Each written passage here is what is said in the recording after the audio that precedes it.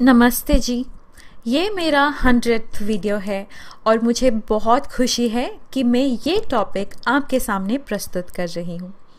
हिंदू संप्रदाय कितनी खूबसूरत है और सदियों से चली आ रही हैं।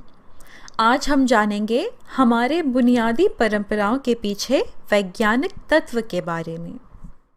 नमस्ते। सिर्फ मुंह की बोली से ही नहीं, हाथों के इस हाव भाव से हम दूसरों के प्रति प्रणय और सत्कार दर्शाते हैं। सादर से हम दोनों हाथ जोड़कर लोगों को प्रणाम करते हैं। योगा में इसे अंजलि मुद्रा या प्रणामासन कहते हैं। प्रत्येक उंगली नियत ऊर्जा का प्रतिनिधिक है, जैसे छोटी उंगली तमस, अनामिका रजस, बीच की उंगली सत्व, तर्जनी आत्मा को और अंगूठा परमात्मा को दर्शाता है। फिंगर टिप्स यानी अंगुलाग्र प्रमुख ऊर्जा केंद्र हैं। हृदय चक्र के पास हम हाथ जोड़ते हैं।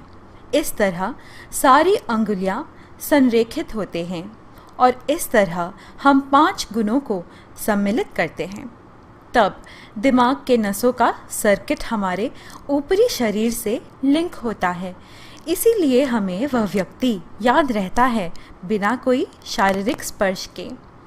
शाब्दिक रूप से या अशाब्दिक रूप से नमस्ते से हम कह रहे हैं कि मुझ में ईश्वरीय, आप में ईश्वरीय को नमन करता है। पीपल ऐसा वृक्ष है जिसके ना मीठे फल हैं, ना उसकी लकड़ी मजबूत है, तो क्या उसके कोई प्रयोग नहीं? पेड़ हमें ऑक्सीजन देते हैं, कार्बन डाइऑक्साइड खुद सोखते हैं, जिससे एनवायरनमेंट में प्रदूषण कम होता है। लेकिन रात को पेड़ ऑक्सीजन सोखकर कार्बन डाइऑक्साइड छोड़ते हैं। वही पीपल का पेड़ रात को भी कार्बन डाइऑक्साइड सोखकर ऑक्सीजन छोड़ता है। इससे एनवायरनमेंट कितना प्यूरिफाई होता है। इस कारण से पीपल के पेड़ को दिव्य शक्ति से जोड़ दिया गया, ताकि आम आदमी बिना सोचे समझे इसे काट ना दे। इसी श्रेणी में नीम और औदुंबर के पेड़ शामिल होते हैं, इसलिए इन पेड़ों की पूजा की जाती है। संख्या 108 हमारे धर्म में बहुत मायने रखता है, पर क्यों?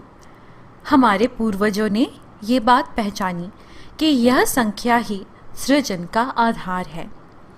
जैसे सूर्य का परिमाण धरती के 108 गुना है और सूर्य और धरती के बीच का फासला 108 सूर्य के परिमाण जितना है।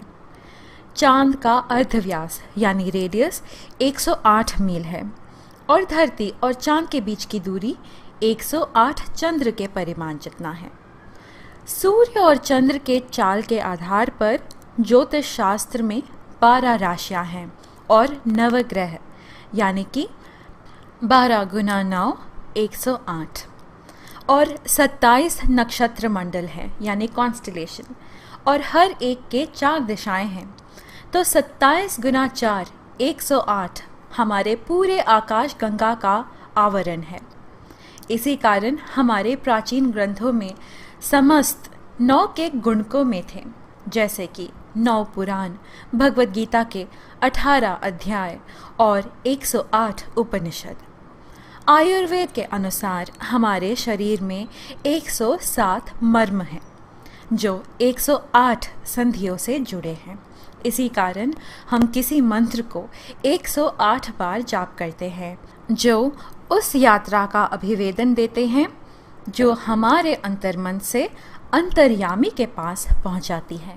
जब हम किसी मंदिर में प्रवेश करते हैं तो सबसे पहले घंटी बजाते हैं। ऐसे क्यों? प्रथानुकूल विनिर्मित घंटियां एक विशिष्ट अनुपात में कुछ खास धातु जैसे कि जस्ता, तांबा, पीतल इत्यादि के सम्मेलन करके रचे जाते। दिमाग 2 समभागों में विभक्त है। दिमाग का बाईं तरफ का भाग शरीर के दाईं तरफ को नियंत्रण करता है और वैसे ही दिमाग का दाईं तरफ का भाग शरीर के बाईं तरफ को नियंत्रण करता है। हम समझ सकते हैं कि इन दोनों का समन्वय कितना ज़रूरी है। जब घंटी बजती है तो उसकी गूंज हमारे दिमाग के दोनों भागों में यकायक एकता उत्पन्न करता है। यह ध्वनि 7 सेकंड तक गूंजती तो शरीर के सातों चक्र छू जाती। इसमें मन की शांति की भावना और एकाग्रता बढ़ती ताकि भक्त भगवान पर ध्यान केंद्रित कर सकें। क्या कभी आपके अध्यापक ने आपको दोनों कान पकड़कर उठक बैठक करने की सज़ा दी? यह सज़ा नहीं, हमारे फायदे के लिए क्रिया है। कान की पाली पर दबाव देने से एक्यूप्रेशर की तरह वो सीधे उन नसों पर प्रभाव करता है जो सीधे दिमाग को उत्तेजित करते हैं। जो बच्चे जल्दी भूल जाते हैं या धीरे समझते, उनके लिए दोनों हाथों से कान की पालियों को खींचते हुए उठक बैठक करने की क्रिया दिया जाता था। उठक बैठक से दिमाग जल्दी उत्तेजित होता है। इसके फायदे जानकर अमेरिका में आजकल इसे सुपर ब्रेन योगा नाम देकर बच्चे उत्साह से इसे सीखने आ रहे हैं। हमारे पूर्वजों ने कहा कि सोने के लिए उचित दिशा दक्षिण है। ऐसा क्यों? धरती की अपनी चुंबकीय क्षेत्र है, लेकिन यह चुंबकीय क्षेत्र भौगोलिक उत्तर दक्षिण के विपरीत है।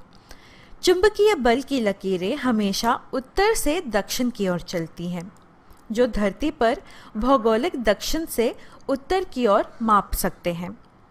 हमारे शरीर की भी अपनी चुंबकीय क्षेत्र है, जो कि सिर से पांव तक चलता है। जब हम सिर को दक्षिण दिशा रखकर सोते हैं तो दोनों के चुंबकीय क्षेत्र सीधे मिलते हैं। हमारी मैग्नेटिक फील्ड को बाधा नहीं पहुंचती, लेकिन सिर उत्तर में और पांव दक्षिण की ओर सोने पर धरती की शक्तिशाली चुंबकीय बल से हमारा चुंबकीय क्षेत्र अस्त व्यस्त होता है। इससे हमारा रक्त परिसारण सीधे प्रभावित होता है, जिससे अनेक प्रकार के अस्वस्थता उत्पन्न होते हैं। दिन में हम इधर उधर चलते रहते हैं, लेकिन सोते समय ज़्यादा वक्त के लिए एक ही जगह बिना हिले रहते हैं, जिससे इसका प्रभाव ज़्यादा पड़ता है। इसीलिए अच्छी स्वास्थ्य के लिए दिशा का ध्यान रखकर सोने की सलाह हमारे पूर्वजों ने बहुत पहले ही दिया है। हमारा अहंकार ही हमें औरों के सामने झुकने से रोकता है। जब हम किसी बड़ों के सामने झुककर उनके पांव छूकर आशीर्वाद लेते हैं, तो हम अपने अहंकार को वहीं छोड़ देते हैं और उनके ज्ञान और अनुभव को नमन करते हैं। जैसे कि पहले भी चर्चा किया है कि हमारे हाथ और पांव के उंगलियों में ऊर्जा केंद्रीय है।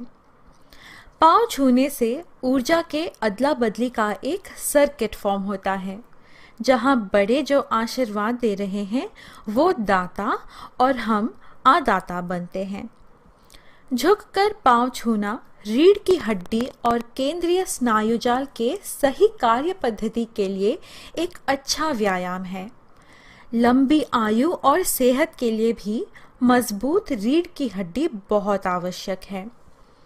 वैसे हाथ मिलाने से और गले लगने से भी सर्किट फॉर्म होती है, लेकिन वो अधूरी है, तो ऊर्जा का पूरा अदला बदली नहीं होता और रीढ़ की हड्डी के लिए कोई व्यायाम भी नहीं। कभी नदी या तालाब गुजरते वक्त आपने उसमें सिक्के डाले हैं? यह प्रथा पुराने समय से चली आ रही है। दरअसल उस समय के सिक्के तांबे और कुछ तो सोना चांदी के बनते थे, ना कि आज के स्टेनलेस स्टील की तरह। सिक्कों को पानी में डालने से पानी पर ऊपरी धूल मिट्टी उस सिक्के के वजन से उसी के साथ साथ नदी के ताल तक पहुंच जाते, तो ऊपर सिर्फ स्वच्छ पानी रह जाता, जो कि पीने के लिए उपयुक्त था। साथ ही तांबे के सिक्के पानी में आयॉन्स छोड़ते, जिससे वह पानी तांबे के गुणों से समृद्ध होता, जिसे पीने से सेहत को बहुत लाभ मिलता है। स्टेनलेस स्टील निष्क्रिय होता है, तो ऐसे कोई लाभ नहीं मिलता है। सनातन धर्म के प्राचीन इतिहास से ही मूर्ति पूजा का उल्लेख मिलता है। मन संज्ञानात्मक रूप से प्रतीक या चिन्ह समझ लेता है। उदाहरण के लिए अंकड़ा चिन्ह है, जिससे हम गणित समझ सकते हैं। हमारे पूर्वजों ने ग्रहण किया कि सरल विधि में ब्रह्मांड, भगवान और आध्यात्मिक विषयों को समझाने के लिए मूर्ति पूजा उचित है, क्योंकि मूर्तियां प्रतीक हैं। जब भक्त के सामने मूर्ति स्थापित हो, वो ध्यान केंद्रित करने में मदद करती है। हमारे पूर्वज हमेशा जमीन पर बैठकर अपना भोजन किया करते थे। इस तरह बैठे हुए आसन को योगा में सुखासन कहते हैं। इस आसन में शरीर त्रिभुजाकार सा होता है। त्रिकोण सबसे स्थिर आकृति है। इस आसन में पाचक अग्नि इग्नाइट होता है। इस आसन में घुटने मोड़कर बैठते हैं, जो कि घुटनों में लचीलापन को बनाए रखने में सहायता करता है और आर्थराइटिस जैसी बीमारी से बचाता है। कुर्सी पर बैठने से दिमाग शरीर को गिरने से बचाने में ध्यान लगाता है।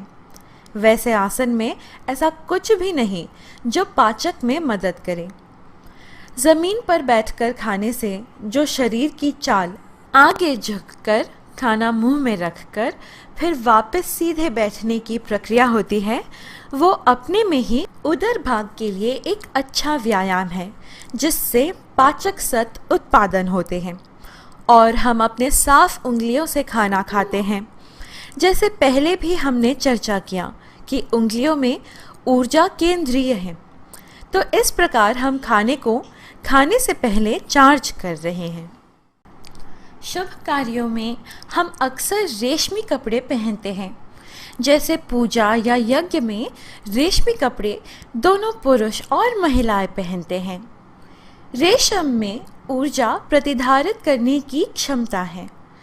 पूजा में, यज्ञों में मंत्रों से, दीपाराधना से जितनी सकारात्मक ऊर्जा उत्पन्न होती है, सूती कपड़ों से सारा धरती सोख लेती है। रेशमी कपड़े आश्वासित करते हैं कि हमें उस सकारात्मक ऊर्जा का पूरा लाभ मिले, क्योंकि वे उस ऊर्जा को सोख कर उसे हमारे शरीर तक प्रेषित करती है। सिंदूर दरअसल हल्दी, चूना और पारा का मिश्रण है। पारा लैंगिक वांछनाओं को बढ़ाता है, इसलिए शादीशुदा महिलाएं सिंदूर लगाती हैं। सिंदूर का सही प्रयोग शीर्ष पर लगाना है। दरअसल पुराने ज़माने में सिंदूर को शीर्ष से लेकर शीर्ष ग्रंथि होती है वहाँ तक लगाया करते थे। शीर्ष ग्रंथि हमारे विचार और भावनाओं का आधार है। शीर्ष ग्रंथि का सही कार्यचालन अच्छी सेहत के लिए ज़रूरी है। औरतें चूड़ियाँ क्यों पहनते हैं? आयुर्वेद के अनुसार औरत की हड्डियां शारीरिक रूप से मर्द से कमज़ोर होती हैं। सोना और चांदी की चूड़ियां ऊर्जा को सोख कर उसे शरीर में पारिषित करते हैं। वृत्तीय होने के कारण ऊर्जा शरीर में वापस होता है और परिवेश में खो नहीं जाता है। इससे महिलाओं में हड्डियों की कमज़ोरी संसाधन किया करते थे और कलाई के पास ही नाड़ी स्पंद स्पष्ट महसूस होता है। चूड़ियाँ और कलाई के रगड़ से रक्त संचार अच्छा होता है। महिलाएं हीना, आलता या महावर क्यों लगाती हैं? पुराने समय में स्त्री और पुरुष दोनों हाथों में महावर लगाते थे।